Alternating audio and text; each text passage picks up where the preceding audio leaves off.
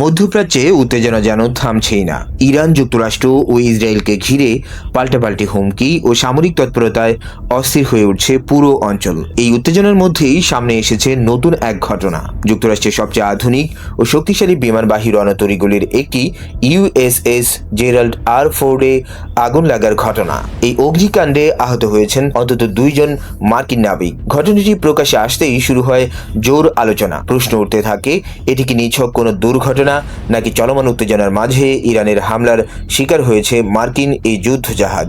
তবে এসব জল্পনার মাঝেই আগুন লাগার কারণ সম্পর্কে ব্যাখ্যা দিয়েছেন মার্কিন সামরিক বাহিনী। মার্কিন সেন্ট্রাল কমান্ডের প্রাথমিক তথ্য অনুযায়ী এই অগ্নিকাণ্ড কোনো যুদ্ধ বা হামলার ফল নয়, বরং এটি ছিল একটি দুর্ঘটনা। মার্কিন নৌবাহিনী জানিয়েছে, রণতরীটির প্রধান লন্ড্রি এলাকায় আগুনের সূত্রপাত হয়েছিল। ঘটনার পরপরই জাহাজে থাকা ক্রুরা দ্রুত পদক্ষেপ নেন, ফলে অল্প সময়ের মধ্যেই আগুন নিয়ন্ত্রণে আনা সম্ভব হয়।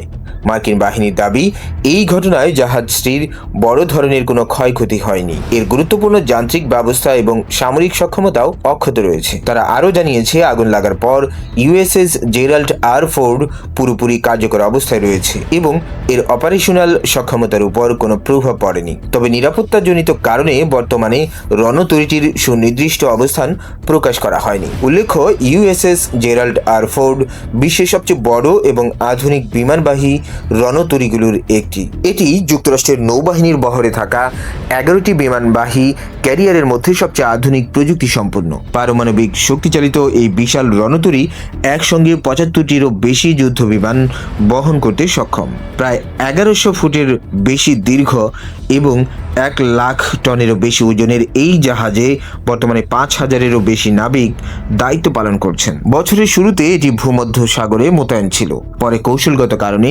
এটিকে লোহিত সাগরের দিকে সরিয়ে নেওয়া হয়েছে বলে বিভিন্ন প্রতিবেদনে উল্লেখ করা হয়েছে। এর আগে মার্কিন সংবাদ মাধ্যম দ্য ওয়াল স্ট্রিট জার্নাল জানিয়েছিল, জাহাজটির অভ্যন্তরীণ কিছু অবকাঠামোগত সমস্যাও দেখা দিয়েছিল। বিশেষ করে ভ্যাকিউম ভিত্তিক বর্জ্য ব্যবস্থার ত্রুটি ধরা পড়ায় কিছু ভোগান্তির খবরও প্রকাশিত হয়। সব মিলিয়ে মধ্যপ্রাচ্যের উত্তপ্ত ভূ রাজনৈতিক পরিস্থিতির মধ্যেই মার্কিন সামরিক শক্তির অন্যতম প্রতীক এই বিমানবাহী রণতরীতে অগ্নিকাণ্ডের ঘটনা নতুন করে আন্তর্জাতিক মহলের দৃষ্টি আকর্ষণ করেছে।